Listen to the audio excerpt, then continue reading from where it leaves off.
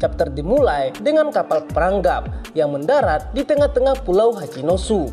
Sementara Garp berdiri tegak di antara ratusan bajak laut yang terkapar akibat terkena tinju galaksi Impax-nya. Suasana di sana benar-benar sangat kacau setelah dihancurkan oleh Garp. Bukan hanya para bajak laut yang dibuat tumbang, bangunan serta kapal milik bajak laut juga ikut hancur terkena galaksi Impax. Namun demikian, Garp malah mengatakan jika sejak kapan dia jadi lemah seperti ini. Wah, emang agak lain atuk-atuk satu ini ya. Udah segitu ganasnya masih dibilang masih lemah. Gak ngerti lagi gua dah. Nah, mendengar hal itu, para bajak laut pun terkejut dan mengatakan jika serangan Garp tadi telah mengalahkan setengah dari mereka dan merusak kapal-kapal mereka. Lalu kemudian muncullah Koby yang berhasil diselamatkan oleh Hibari. Mereka berdua pun akan bergabung dengan yang lainnya. Helmeppo Tashigi, Garp dan juga Kukaju serta Pringrus sangat senang Koby dalam keadaan baik-baik saja. Hanya saja borgol di tangan Koby tidak bisa dilepaskan atau dibuka oleh Hibari. Lalu Pringrus mengatakan jika nantinya dia akan menghukum Koby sebagai pelajaran. Kujaku pun mendukungnya. Namun Hibari yang sedang berlari bersama dengan Koby tiba-tiba membeku jadi es. Yang ternyata Hibari diserang oleh Kuzan Aokiji. Sontak saja Koby dan yang lainnya pun terkejut karena Kuzan tiba-tiba menyerang Hibari. Lalu kemudian berpindah atau flashback ke masa 2 tahun yang lalu, tepatnya setelah pertarungan brutal Kuzan versus Akainu. Di sebuah pulau di dunia baru, orang-orang lari ketakutan ketika Kurohige datang ke pulau itu. Kurohige lalu masuk ke sebuah bar yang ternyata di sana ada Kuzan Aokiji.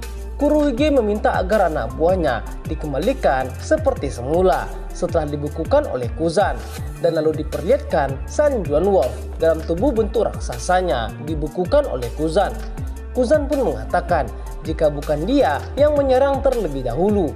Kuzan lalu melanjutkan jika saat ini suasana hatinya sedang buruk dan dia juga sedang kesakitan. Singkatnya, Kuzan dan Kurohige nggak sengaja bertemu di pulau yang sama. Lalu kemudian singkat cerita, Kuzan dan Kurohige pun duduk dan minum bersama, sedangkan San Juan Wolf udah dikembalikan seperti semula oleh Kuzan. Cukup cepat bagi seseorang seperti Kuzan bisa duduk dan minum bersama-sama dengan seorang Yonko.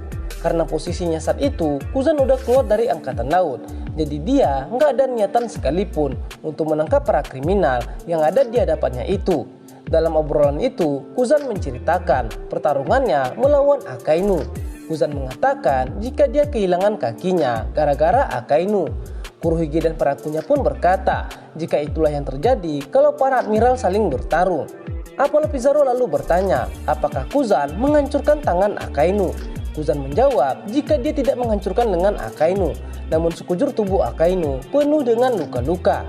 Lalu kemudian Katarina Devon berkata, ngomong-ngomong soal bekas luka, apakah kau tahu pria dengan bekas luka bakar? Kuzan pun sedikit kebingungan dengan pertanyaan dari Devon itu. Luka bakar?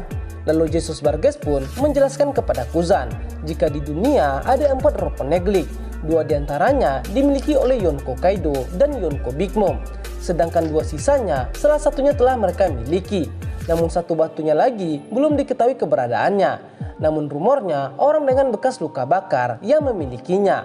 Dengan santunnya, Kuzan malah menjawab, mungkin saja itu aku. Vaskosut lalu menjawab, bodoh, tentu saja itu bukan kau. Dia mengatakan jika luka Kuzan itu baru saja dia dapatkan dari pertarungan melawan Akainu, jadi jelas itu bukan dia. Laffite lalu mengatakan jika orang dengan bekas luka bakar itu berkeliling menggunakan kapal Jet Black, dan kabarnya setiap kapal musuh yang mendekatinya langsung ditelan dalam pusaran air raksasa. Laffite menduga jika orang itu adalah pemakan buah iblis. Shiryu lalu ikut nimbrung dengan mengatakan jika dia dulu pernah bekerja untuk pemerintah dunia dan dia tahu betapa kotornya pemerintah. Jika saja pemerintah memiliki salah satu rod poneglyph, maka para bajak laut tidak akan pernah menemukan One Piece. Kuzan lalu menjelaskan pengalamannya tentang rod poneglyph. Kuzan berkata jika dia masih ingat batu merah rod poneglyph yang ada di Ohara. Namun dia hanya ingat saat teman baiknya melawan pemerintah, serta nasib seorang gadis yang dia tentukan dengan tangannya, yaitu yang dia maksud adalah Nico Robin. Namun di tengah-tengah perbincangan itu, tiba-tiba Laffy berbisik kepada Kurohige tentang apa yang akan mereka lakukan kepada Kuzan. Laffy berkata dan menyarankan jika Tits mengambil buah iblis milik Kuzan, maka mereka akan sangat diuntungkan. Dan ternyata Kuzan mendengar perkataan Laffy itu hingga membuatnya emosi. Kuzan juga lalu teringat jika Kurohige adalah pemburu buah iblis dan dia tidak akan melepaskan buah iblisnya kepada Kurohige. Kuzan yang marah pun mengajak mereka untuk bertarung. Kuzan langsung menyerang dan membekukan beberapa komandan Kurohige seperti Vasco dan juga Apollo Pizarro. Kurohige pun buru-buru mengklarifikasi dan meminta maaf atas ucapan anak buah bodohnya itu.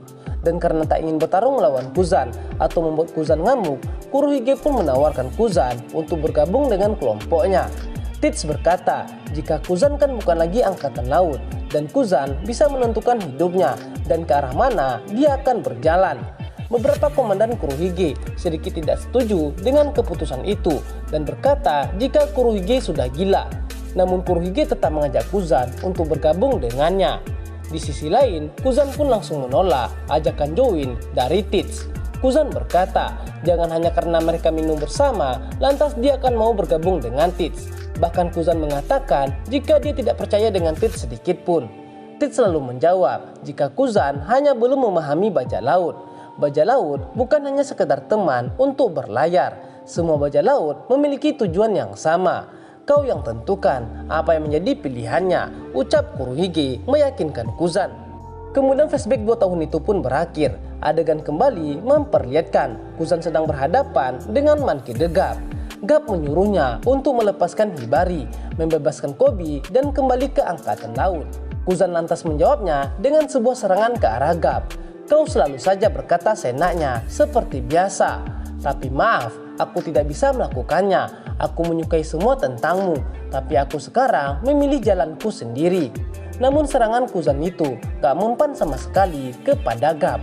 Garp dengan mudahnya melepaskan es yang membukukannya dan membalas Kuzan dengan satu serangan brutal yang bernama Blue Hole hingga membuat Kuzan terpental jauh. Wah, kayaknya bukan bercanda nih, serius nih cuk gelutnya. Biar mampus lah kan sekalian gas-gas terus ya kan, Oda emang badas sih. Oke, scene kemudian berpindah ke Pulau Winner.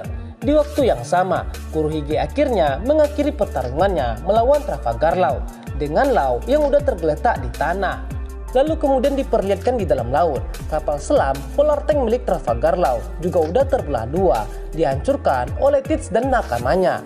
Tits berkata, "Zihahaha, tanpa kapal kalian tidak bisa disebut lagi sebagai bajak laut. Bahkan kalian tidak bisa kabur dariku. Dan apa kau ingat Trafalgar, ratusan bajak laut yang jantungnya kau ambil di Rocky Port? Sampai saat ini mereka masih bersembunyi dengan ketakutan di pulau bajak laut. Jika aku ambil jantungmu dan memberikannya kepada mereka, mereka pasti akan berpesta.